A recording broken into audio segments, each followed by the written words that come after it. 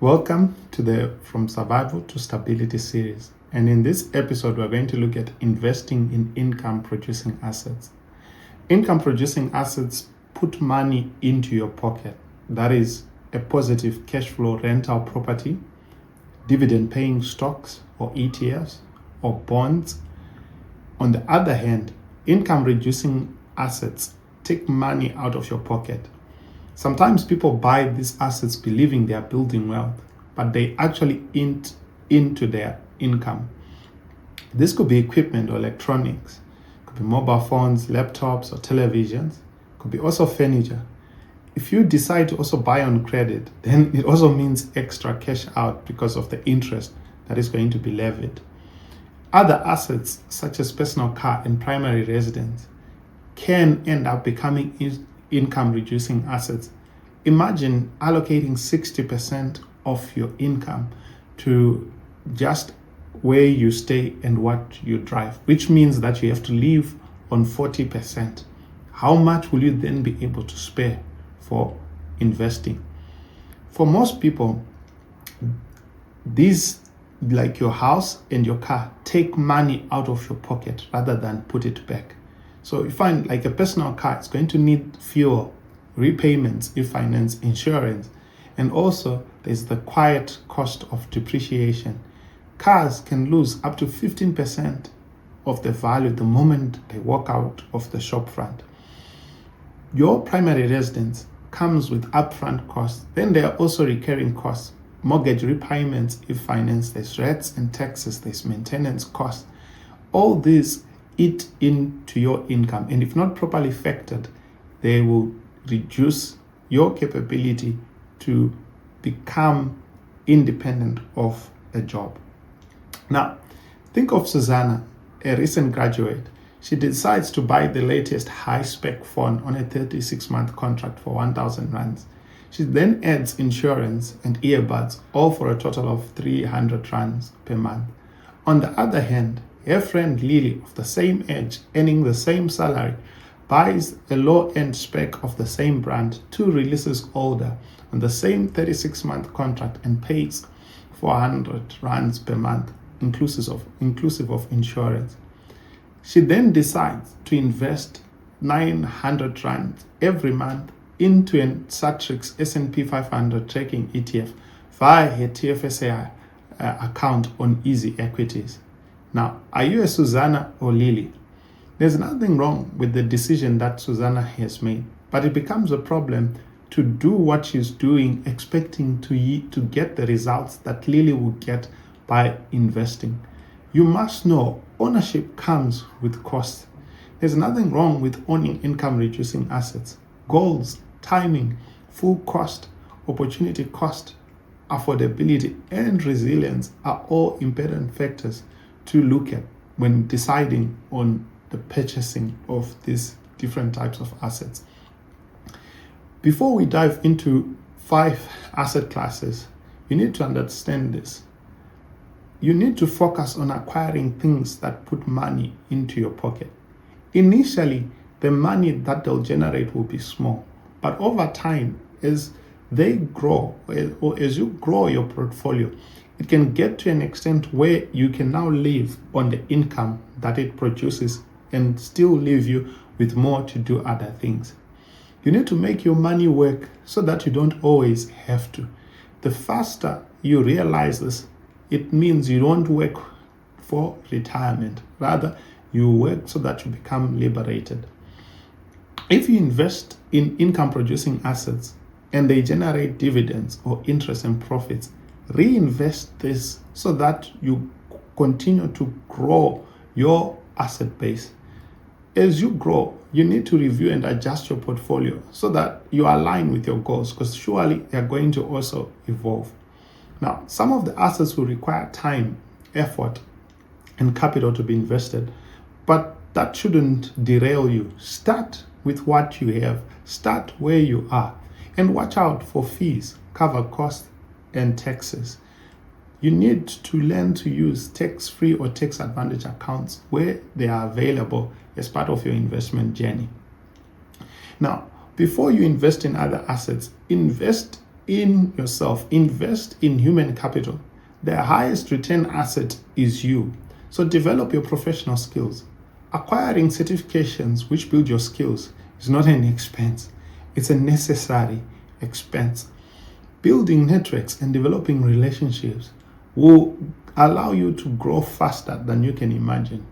Gain experience. Don't just work for money. Your experience, no one will ever take that away from you. And in fact, it can help you to grow into your own space or to start your own business. Then you need to spend on resources which increase your knowledge and that are also critical to your growth in skills. Don't think of this as an expense. Think of it as investing in yourself, because you are the highest return asset. Other things that are material, you could lose all of that, but yourself, you will remain with yourself. So invest as much as possible in yourself. The first asset class in which you could invest in is business and private equity. Now, the best way to approach this is look for opportunities right where you are. You might say, I don't have enough money or I don't have capital to start a business. No, simplify this. It could be starting gardening, tailoring, or buying and selling. Start where you are. Look at opportunities that align with the things that interest you and begin to meet that demand. Begin to provide value. Then as you grow, then you can consider to start your own company. You could also partner with others. I know sometimes we are fearful of bringing on board other people, but there's multiplied ability when you can partner with the right people, because they'll bring in, sometimes they'll bring in resources, sometimes they'll bring in even expertise in areas that you may not necessarily be very good in. You can also buy into an existing business. Now, it's better to be a tail of an elephant than a head of a mouse. The idea here is you partnering or buying into an existing business gives you the capability to earn. And in some cases, you could earn passively by just putting in your capital in a business. Now, businesses have got potential to increase your income faster than most asset classes. However, it comes with challenges and demands. So do due diligence, but you never go wrong by going into business and applying yourself. Another asset class you could invest in is real estate. Now, property can provide rental income as well as long-term appreciation. It does come with challenges in terms of time, and also there are costs that are related to ownership. So you need to do the math properly. Don't use emotions when it comes to investing in property. Rather, let the figures help you to make an informed decisions. So you could invest in buying a rental property. Or if you don't have and you only have your primary residence, you could consider leasing part of your home, or building a cottage, or converting that extra space into rental space. Now, if you're renting, you might say, well, I don't have enough capital to purchase a property of my own. Well, you could rent where you can sublet. Obviously, this needs to be in alignment with the lessor. So you have to have an agreement. So there is possibility to rent, to lease. And it's all about doing your research very well and then seizing an opportunity that aligns with what you have. But critically, understand the maths. Let the numbers talk, not emotions. Cash flow, true cost, they all must be factored. There's maintenance. There are also ownership and financing costs that come with investing in real estate. And importantly, factor the time. Are you a DIY investor, as in do it yourself, or you're also going to need to outsource for some of the services? That will be very critical to assess as you invest in real estate. You could also invest in intellectual property and royalties. You can write books. What you know can be valuable to the market.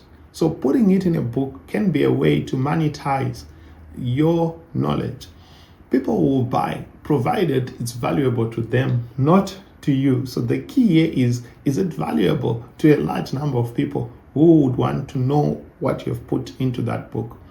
You can also develop in-person or online courses that you teach others things that are valuable to them that you know and people are willing to pay for. You can also build digital content, or if you're a musician, do music and sell that music. Or if you are a developer, you can build software, but this software must solve real problems, and then you can monetize the solution and people will gladly pay you for this type of asset.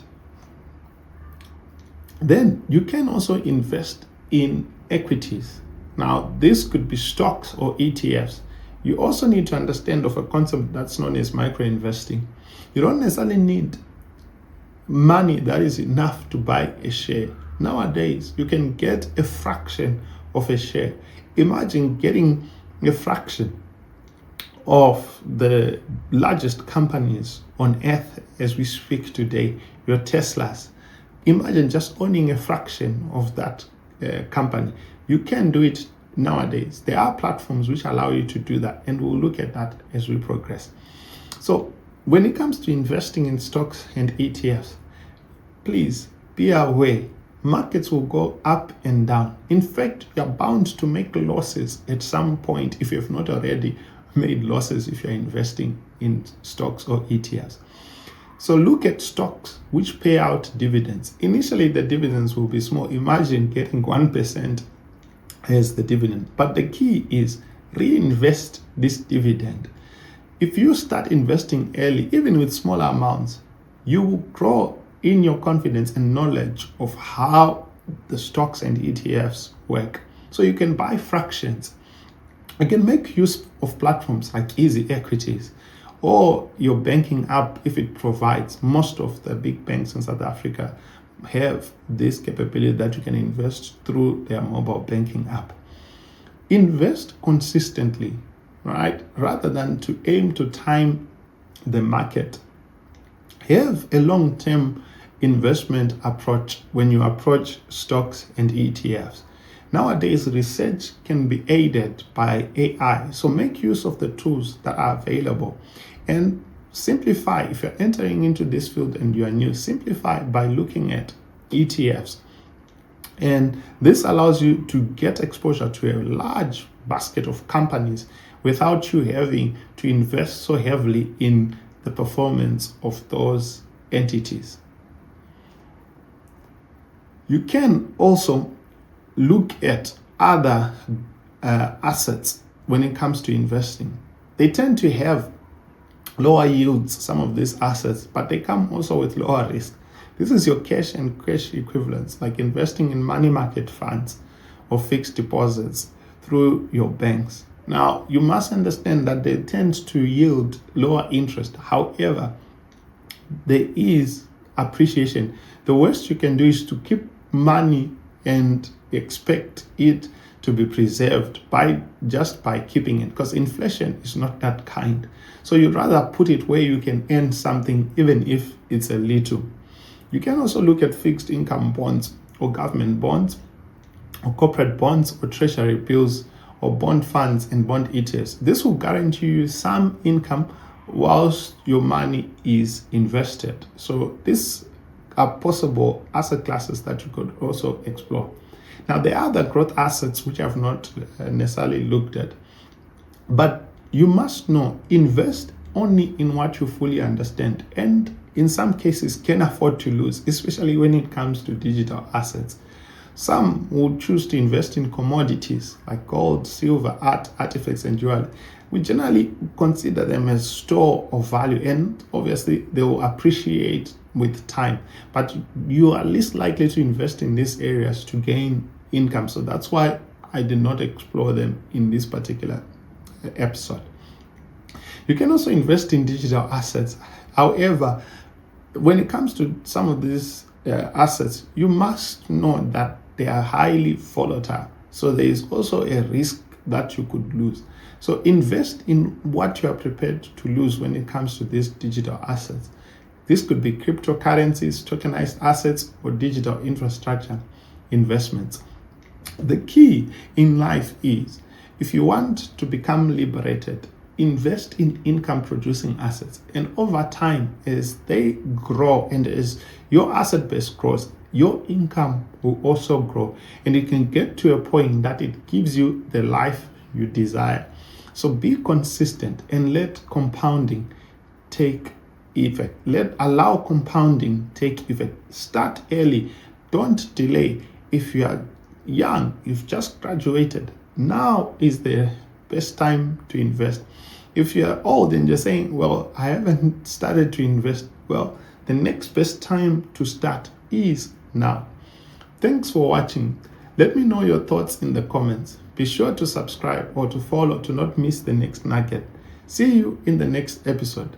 Buying income reducing assets. Nuggets Abode. Learn, build, and thrive.